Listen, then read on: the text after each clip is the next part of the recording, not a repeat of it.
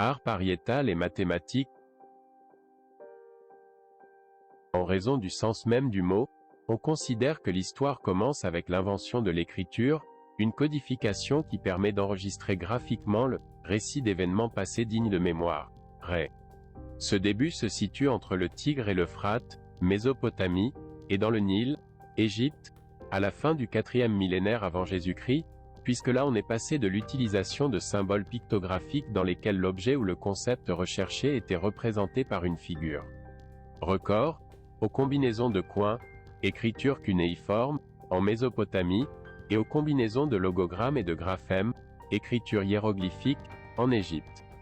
En Mésopotamie, les premiers documents écrits constituent des factures, c'est-à-dire des relevés comptables d'opérations commerciales combinant deux types de symboles.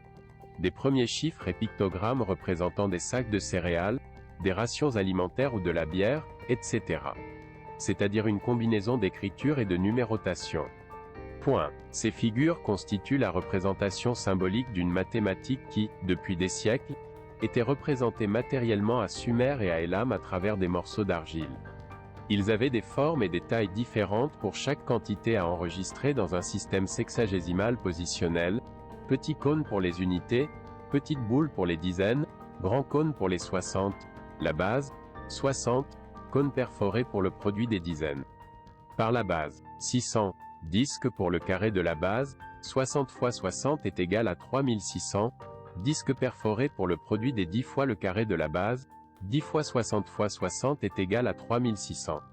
Bref, en Mésopotamie, l'enregistrement symbolique de la numérotation précédait l'écriture. En Égypte, les premiers documents écrits, de petites étiquettes en ivoire, comportent des chiffres et des pictogrammes simples en chemin vers les hiéroglyphes. Les figures de cette numérotation additive en base 10, que l'on appellera aussi hiéroglyphiques, seront constituées de bâtons pour les unités, d'arcs pour les dizaines, de spirales pour les centaines, de fleurs de lotus pour les unités. Des unités de milliers, des doigts pour des dizaines de milliers, des singes perroquets pour les centaines de milliers et un homme les bras levés pour les millions, comme dans la masse du pharaon Narmer de la première dynastie. Bref, en Égypte, l'enregistrement symbolique de la numérotation a également précédé l'écriture. La Mésoamérique précolombienne, dirigée par les Olmèques et les Mayas, est entrée dans l'histoire avec un système de numérotation vigésimale positionnelle, dans lequel les unités seraient représentées par des points et des groupements de 5 unités avec de courtes lignes horizontales, avant sa propre écriture hiéroglyphique. Dans le monde Inca, les opérations seraient réalisées avec les yupana et les quantités seraient enregistrées avec un système de numérotation décimale. Positionnelle des nœuds, le quipu, mais, sans écriture, elle se poursuivrait dans la préhistoire.